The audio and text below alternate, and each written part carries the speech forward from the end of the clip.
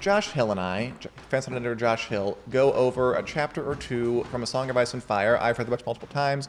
Josh has never read the books. We're going through it bit by bit, breaking it down, see what makes it work, makes it doesn't work. We're still on A Game of Thrones, the first book in the series, getting toward the end, though.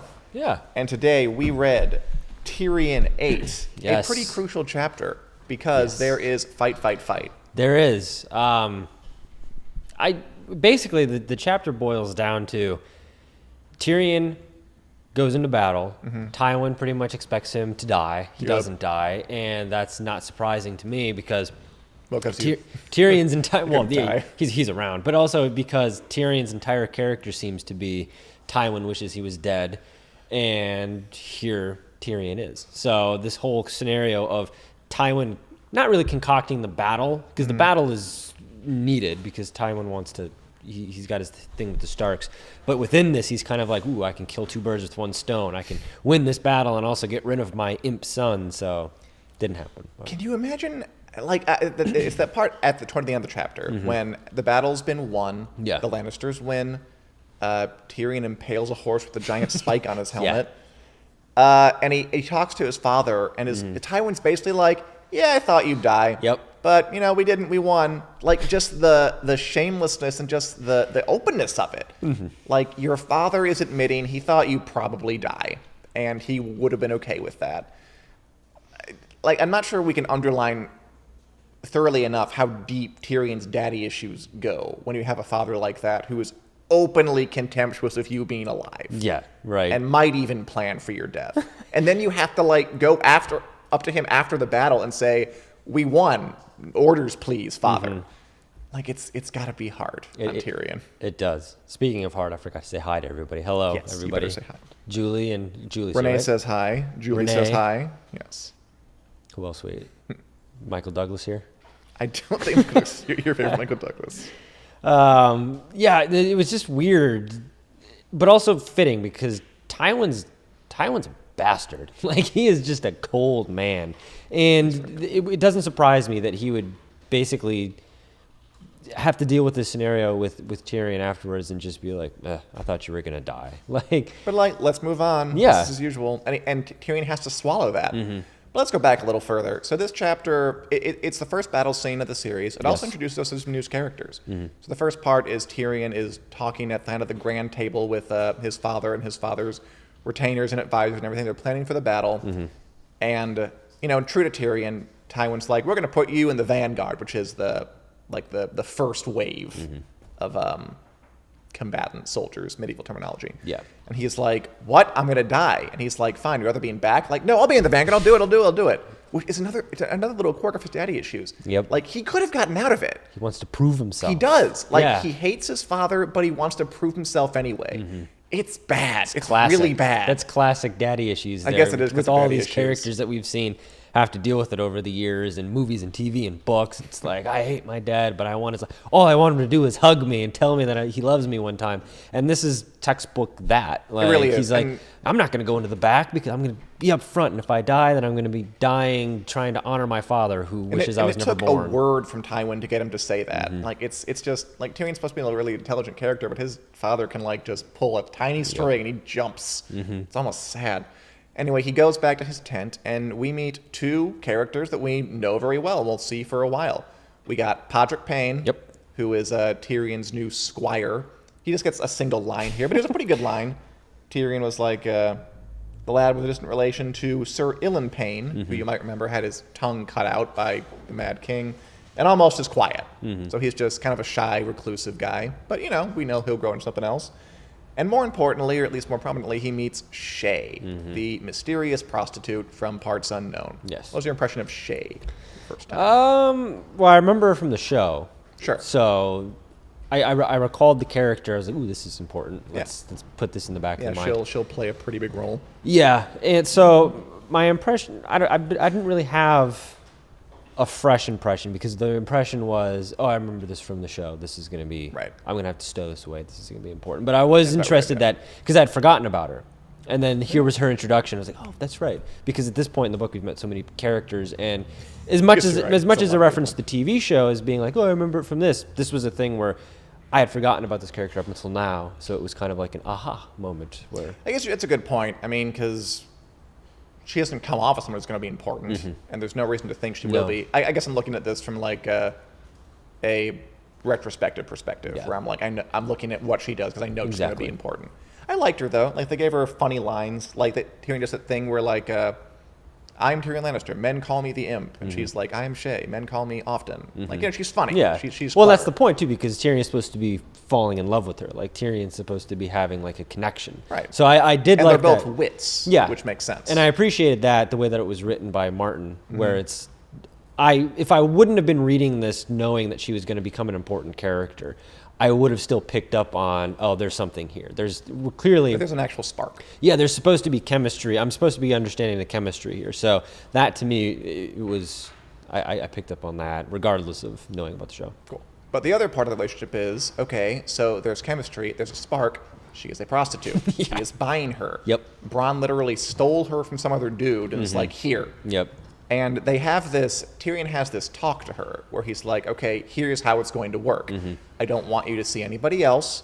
I want you to massage me, talk to me, have sex with me. He's buying a friend and he's buying a lover. And Shay's like, okay, cool, let's do it now. Yeah. It's, again, it's kind of like Tywin, like the honesty of how transactional this is. Yeah. Was it surprising at all?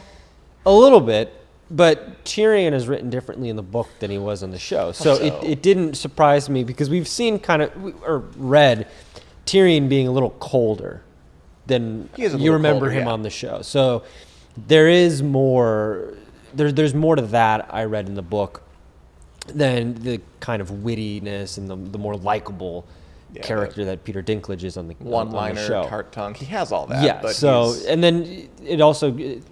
reiterates to me the dynamic, like you mentioned with Tywin. Like there is that daddy issue thing. There is the I want to be like my father, even though I don't want to be like my father. It's just the natural. That's my heritage. So that to me came off well as far as him talking to her so transactionally. But for sure. And there's also the aspect. I mean, the big point to me was toward the end of their talk. Yeah. When he gets up, the horses are coming, the enemy's upon them. And he turns to her and says, if I die, weep for me, which is ridiculous in a way because they met last night and he bought her. I mean, this isn't, they don't have a connection. No. But he wants to be loved, though. That's the thing. That's his story. So needy. Yeah, he just needs to be loved. He can just buy it and be like, yes, this will be my legacy. There'll be somebody crying for me if I fall in battle gallantly. It's like, no, not really. You know, I'm not sure that we think of Tyrion as a needy character, but he really is. Yeah. And we get a great glimpse of it here because I think it goes back to the father stuff. Like he's needy because of his daddy won't love him, which you say is the oldest story in the book. And we got it here. Yep. All right, before we go, we got to hit the battle itself. The battle. So this is the first large-scale battle scene in the book series. Do you remember how they adapted this on the show? I don't know. Okay, it's a funny bit. So it's season 1. They have like $11.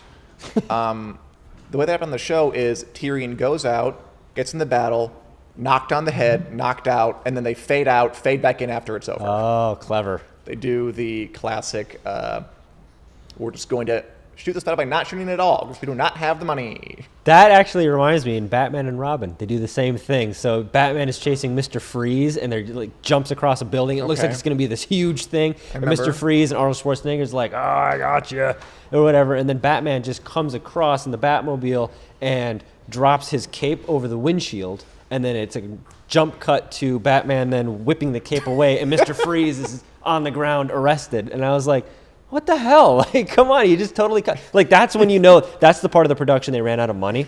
Sure. And that reminds me here, Game of Thrones. Now you've got Battle of the Bastards, and you know the big siege at the wall. Oh yeah, now money is not a problem. Now, you but you think back to this, and it's like they have to do these little, like almost shady things to be like, yes, don't look at the man behind the curtain. Let's just keep moving on with the story. So how long have you been holding on to that Batman and Robin complaint? It comes up a lot more than you would think it does. It reminds me of what happens in The Hobbit, which is Bilbo, the Battle of Five Armies. He goes out, it's going to be epic, knocked on the head with a rock, knocks out. And then in the damn movies, they make it into a full movie of a battle, which I did not like. And it happened in reverse in Game of Thrones.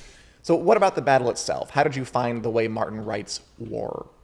I mean, the battle itself, It reminded me a little bit of the chapter with. Oh, by the way, Dan Turton, terrible movie, Josh. Why remind us of this? It is a terrible movie, and I want everybody to share in my like it, shame but- of this. It's a weird rewatchable, but maybe we talked about that in another episode. But this chapter reminded me of the chapter with Jamie and Ned, and when Ned has to fight. Yeah, So okay. and we've had battle-ish things before from George R. R. Martin, but the full-scale war to me, I found it really engaging. Like it's Yeah? the way that he Good. writes it. It's very engaging, and it's not.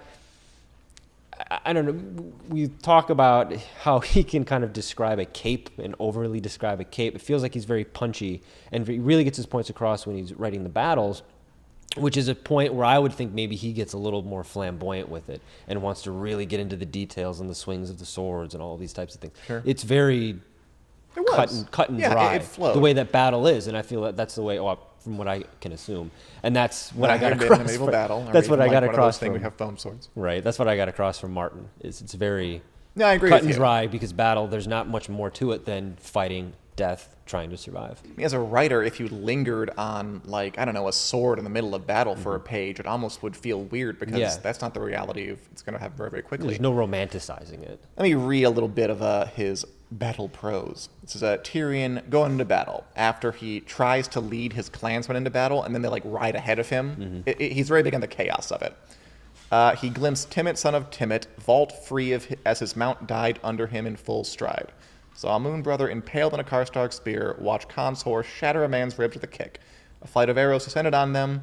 Where they came from he could not say, but they fell on Stark and Lannister alike, rattling off armor or finding flesh. So it's just kind of like a cacophony, Yeah. a tumult. Like there are arrows. You don't know if they're hitting you or your friends. I don't know who your friends are. It's very chaotic. It's very claustrophobic the way it reads. 'Cause Yeah. It's like, because that gets the point across. It does. And actually, that bit about the arrows just kind of raining on everybody, there's a direct shot like that in the Battle of the Bastards. And the creators have said that they yeah, use that's right. they use like Jon Snow, just like arrows, just like blah, Yeah, blah, blah. that's right. They use this battle as inspiration for Battle of the Bastards. The Battle of the Bastards was, we have the money to do this now. We can actually do this right. Right. And I think they pulled that off because Yeah. that battle's pretty famous. There were some parts of the battle that I did not remember that almost seemed like goofy. Like the way, like excessive. Like the way Tyrion's horse bites the cheek out of the one guy he's fighting. Ugh. And then Tyrion is wearing this great helm that like obscures your entire face. The helmet. With a Yeah. foot-long spike on top of it. Yeah. And he uses the spike to just impale a horse. It's like the.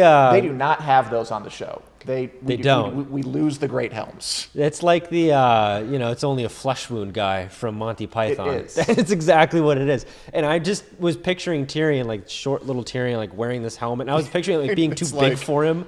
Oh, It's totally. like, It's a great it's a very image. comical image that I think they probably did a good thing not including that on the show. And I mean, to impale a horse with a spike on your head, that's a straight up Monty Python kind of. I don't know how that could possibly look cool on TV. No, I think that's when Game of Thrones jumps the shark. So, they But I did a mean, good it job. happened in the books. Be faithful. There you go. All right. Any other thoughts, Josh, on Tyrion VIII, the first battle? No, we're running out of real estate, so We are. But we're going to slow down a little bit. Next week, we'll only read one other chapter. I believe it's the next Catelyn chapter, which will bring us a battle of a very different kind. And we'll see you there. I know we got through this a little quickly. We'll slow down a little bit in the future. We kind of had a go for this one. We'll see you back here next Wednesday, 4 p.m. Central Standard Time, on the Winter's Coin Facebook page for more Game of Thrones news, more Song of Ice and Fire discussion, and more interaction with you, beautiful people. Thanks for watching, and we'll see you next week.